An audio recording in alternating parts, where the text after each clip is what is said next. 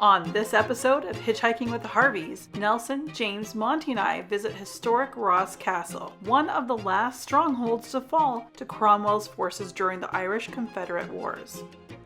Known for their dramatic cliffs, diverse bird life, and connections to Irish folklore, we explore the Cliffs of Moher.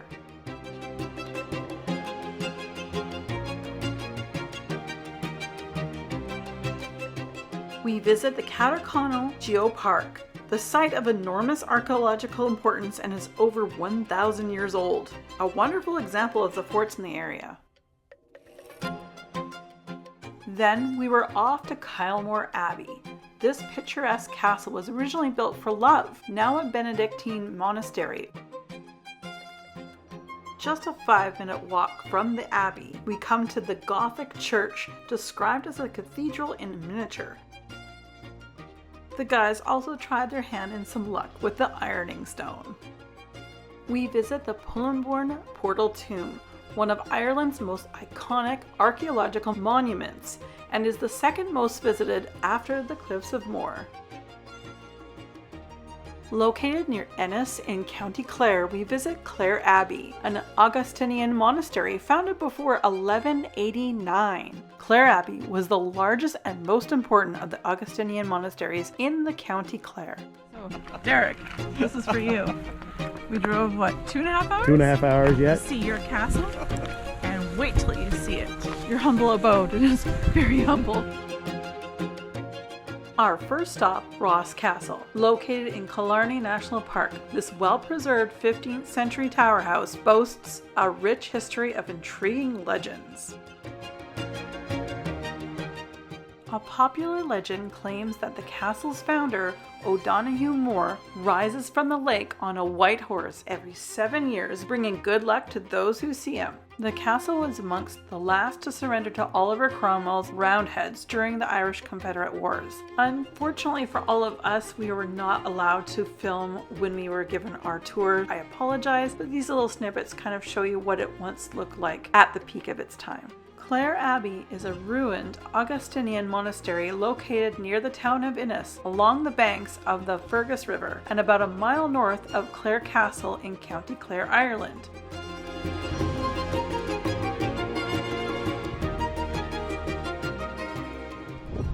So here we are at Clare Abbey. Great place, open 24 hours a day. Drove right up. Practically nobody here. The abbey, founded in 1189, was one of the largest and most important of the Augustinian monasteries in County Clare.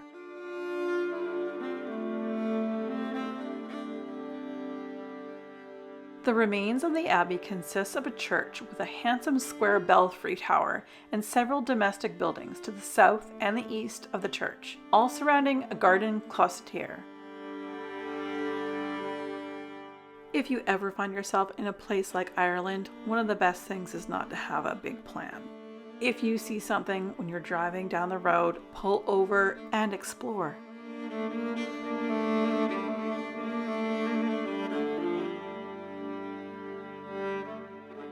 Deemed a UNESCO World Heritage Site for its Neolithic fort, this is Catherconnell Geo Park.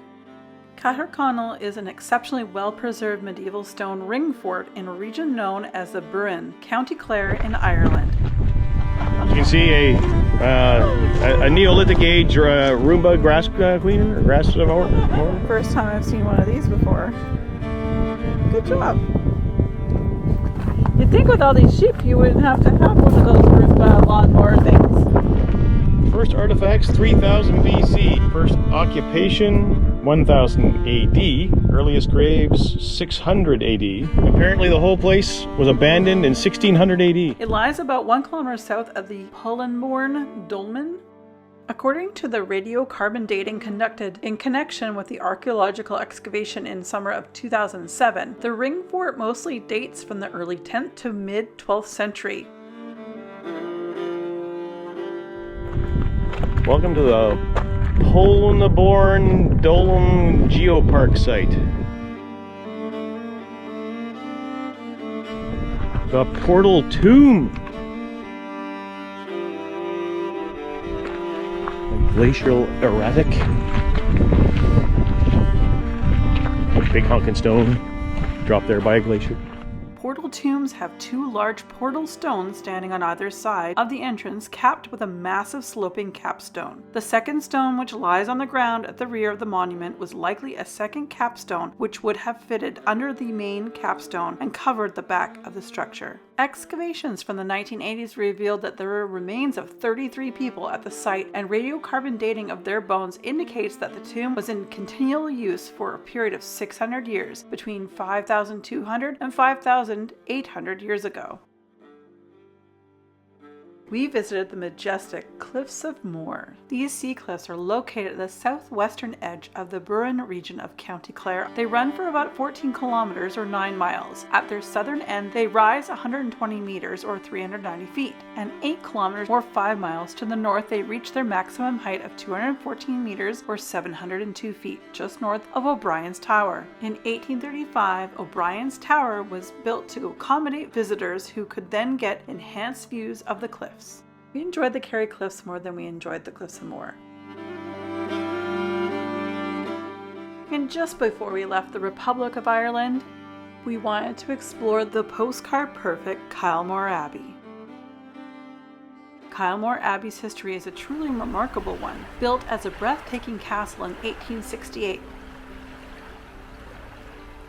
The twists of fate which its occupants experienced, from the moments of romance and happiness to sadness and courage, have all combined to create a fascinating history spanning over 150 years and a legacy of innovation, education, and spirituality. For the past 100 years, it has been an abbey and home to the Benedictine community of nuns who invite visitors to engage in Kylemoore's incredible story from generation to generation.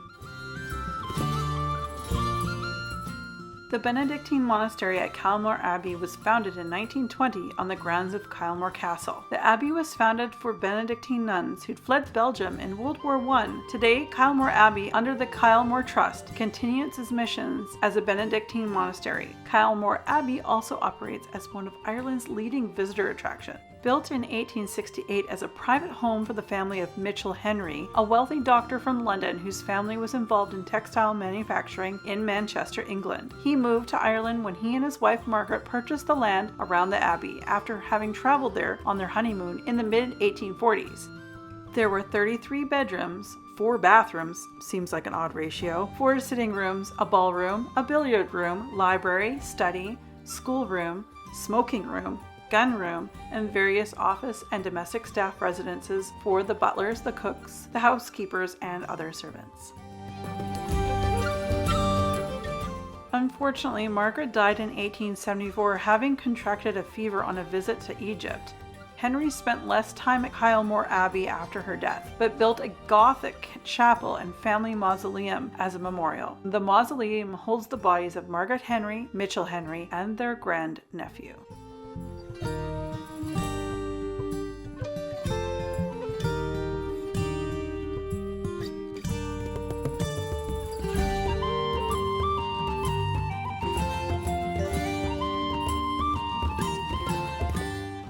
Designed by architect James Franklin Fuller, work began on the Neo-Gothic church in 1877 and was completed in 1881. The architecture of this sandstone building is remarkable. It replaces the typical grotesque features of Gothic structures such as gargoyles with delicate flowers, birds, and angel features.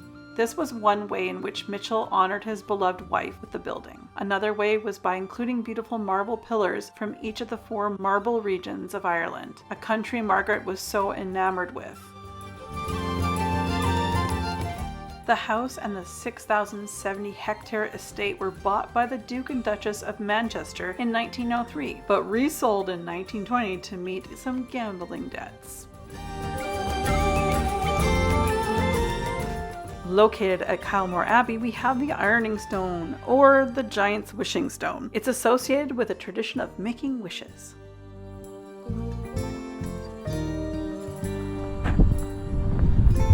The Victorian Walled Garden.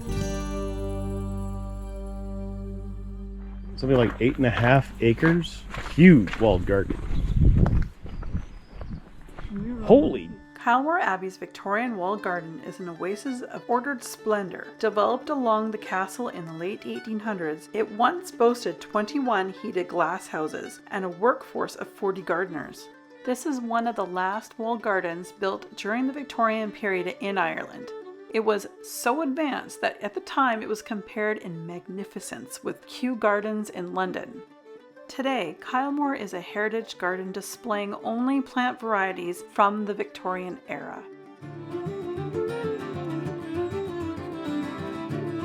The name Kylemoore originates from the Irish word Colmore, meaning big wood. It's places like this that if civilization just totally collapses, in a couple hundred years, people are going to be coming around and going, "Oh man, this tree shouldn't exist." We very much recommend visiting Kylemoore Abbey if you're ever in Ireland. So, Derek, this is for you.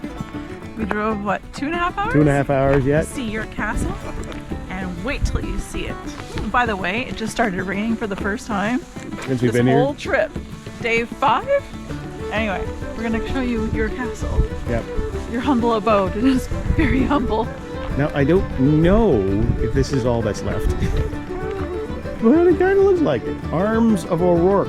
This tablet was erected in 1952 to mark the remains of Leitrim Castle, built in 1540 by Brian Balloch O'Rourke. It was held by his grandson, Brian O'Rourke.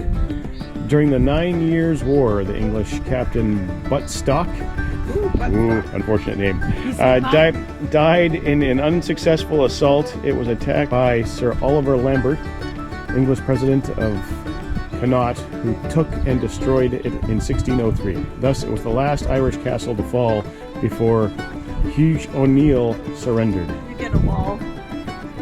And a wall. Gotta be awesome to know that it's the last castle to fall to the English in Ireland. On the other side of the wall is just someone's backyard. This is a awesome fence for that guy in that house. And this doesn't look like it's original, but over here, probably somebody's backyard. And that, Derek, is the O'Rourke Castle.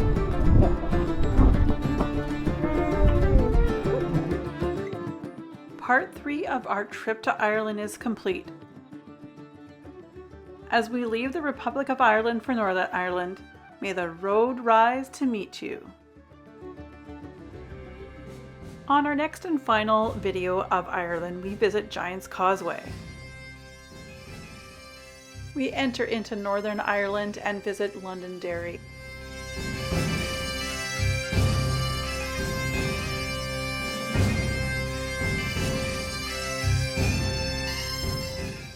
We also find ourselves at the Titanic Museum. This is all about the shipbuilding that happened in Ireland, in Belfast, for the Titanic. And we couldn't go to Ireland or Northern Ireland without visiting the Game of Thrones studio tour because the guys love that show, so we just had to.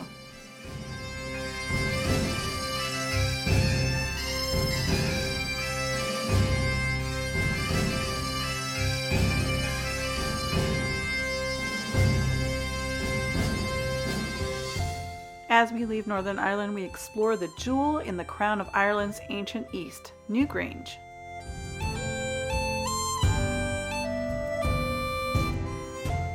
It would never be a trip to Ireland without visiting the Guinness factory, and that we did.